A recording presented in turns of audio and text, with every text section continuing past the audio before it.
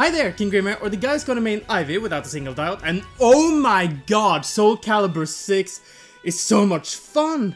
The thing is that this upcoming game, just had a free beta test, a demo, where you could play online, ranked against other people, and I haven't had so much fun with a fighting game in a long time.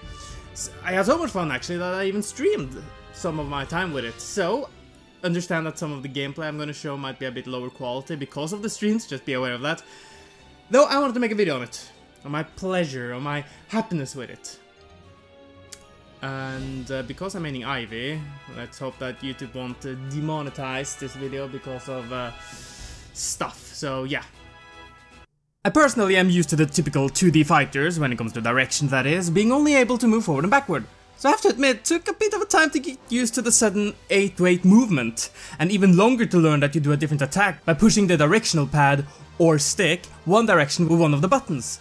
The layout of said buttons are surprisingly easy to get a hang of. You have 3 of them for attacks, horizontal, vertical and kicks, with the 4th one being your god. Everything else is pretty much just combinations of them, aside from maybe super, but we'll get into that later. Okay, I know that this sounds more like a review than a first impression kind of video, but please understand that I'm new to this sort of terminology, and when I see stuff like this, which is a combo, it looks like a freaking math equation! So, you know, repetition is the key, as I have a horrible memory. So, moving on.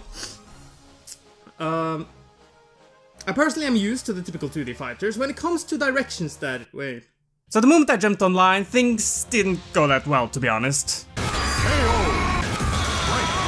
And the reason for this suckage is because you could only play this game on ranked during the demo, meaning that I had to learn while playing the game. And that has sadly never been my strongest suit, though, as previously mentioned, I played this game for several hours, meaning that I did get some skills with the help of my viewers. Thanks guys. The roster was surprisingly big to try out, 16 fighters, including Tira, who is an exclusive pre-order bonus for those who buy the season pass. Those slippery bastards! Of course, I chose Geralt of Rivia at first, and my god, my newbiness truly shows. Though luckily the beta did put me against opponents with the same rank, which is nice, though I have seen on some other people's streams that the game has mismatched people quite insanely actually, putting rank G5 against F1, though again, didn't happen to me. What did happen however was me falling in love with the parry button. In Soulcalibur 5, you apparently had to use meter to parry your enemy's attacks, which was the 5th installment's biggest downfall according to some fighting game enthusiasts out there. Personally, I've only owned the 4th on Xbox, and instead of playing calculated and cool, back then I was a bit more... These days, however, I am trying to get good though, and getting good is actually a bit difficult, as I ended up leaning too much on what you actually use meter on in this game, the super move.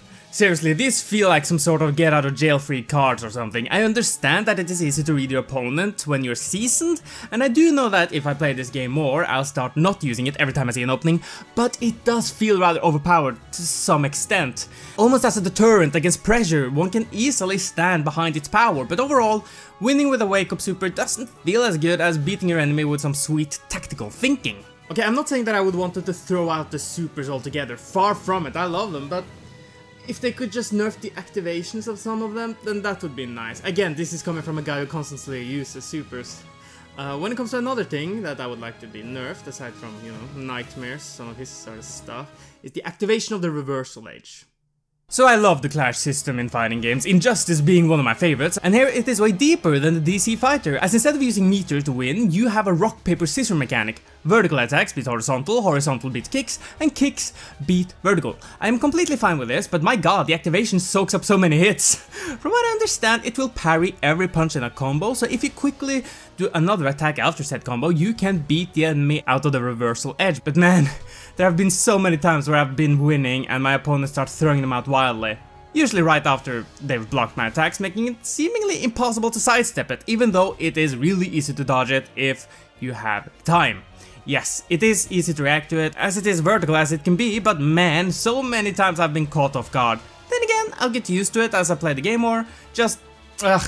they feel really powerful. But let's get into the main reason for why we got this early playtime from Bandai Namco. the Netcode. Now, knowledge on how video games work through the mighty internets I lack, but what I do know is that it is peer-to-peer, meaning that the connection is only as good as the player's internet, and the game has an internal delay that the developers put there to alleviate the lag if you do meet someone with a poor connection. Just to make it clear, I do not know how it works, but I now know how it feels. And most of my matches went surprisingly smoothly. I served for people all over the world, different continents and regions, and only a handful of times did the lag arrive, and when it did show up... Oh my god. It surprisingly didn't last that long. In the other fighting games that I've played, if you get a laggy match, it stayed that way throughout the entire battle, but here it just showed up every now and then, but disappeared just as quickly. I personally do have a pretty decent connection, so there might be something to do with that, but no point in thinking about it. It's good, and that's the only thing I care about, when it comes to the online, that is. There might be some rage quitting in the works here. I can't be sure because this is a beta, and of course connectivity issues may occur, but when, you know, at this very point in a match, and it happens. Enjoy your treat! Give it up already! Enslave another prisoner! Difficult to say if that's an RQ or not, but yeah, well, let's just hope that they will have some sort of consequence for, you know, rage quitting. Another thing that I kind of noticed that was a bit weird was some audio issues that sometimes during really heavy attacks, like lethal hits, which they're called, the audio just vanished completely almost, aside from some of the background sounds. I don't know if it's supposed to sound like that, but it doesn't sound good, so I hope that they will fix it if that's the case. So yeah, it's just listen to some of the some examples.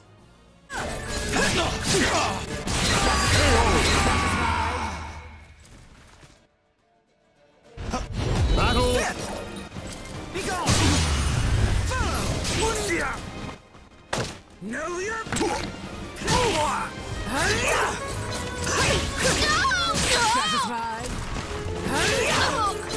If it was supposed to sound like this, then I am not a fan at all. Like, during my second stream, I even used my own playlist of music, as it just aggravated me hearing all of these audio hiccups. But again, aside from all of those things, the game feels pretty amazing. Every fighter I've played before, I usually feel some frustration with, as in that I feel like I'm fighting the game more than the other player. Marvel Infinite felt janky with the Soul Stone. Yes, I'm aware that they patched it, but my lord, did it annoy me, and the game isn't actually alive these days.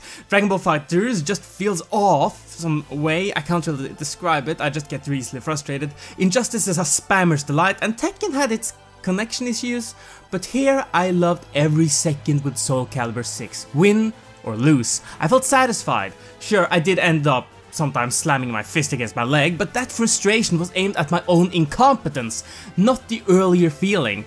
The only Soulcalibur I played before this was the fourth one, and I bought it just for the character creator and mashed my way through the arcade mode hundreds of times before shelving the game. But I can promise you this, I will play this game for an extensive amount of time. It has everything one can ask for in the offline department, 2 separate story modes, one focusing on your created character, arcade and character creation, where you can make your own fighter or edit one of the existing ones. I hope we can use our own online, I'll check it out once I finish this video, and the online modes, ranked, casual, and some that I'm unaware of. I guess private matches, tournaments, rooms, stuff like that. I don't know. The point is, there's so much content there, tons of it in fact, and I'm so excited for its release. I've been playing Soulcalibur 2 after I finished the beta. I've tried to get my Xbox 360 to work, but you know, it got the red ring of death, which is annoying.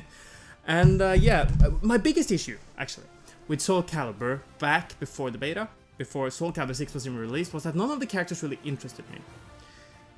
But then, after, you know, the demo was over, I did a lot of research, and yeah, just a future video is in the works, and I am sure that it will be really interesting for those of you who are fans of this franchise. But until then, I'm KingJGrim, and I'll see you guys next time.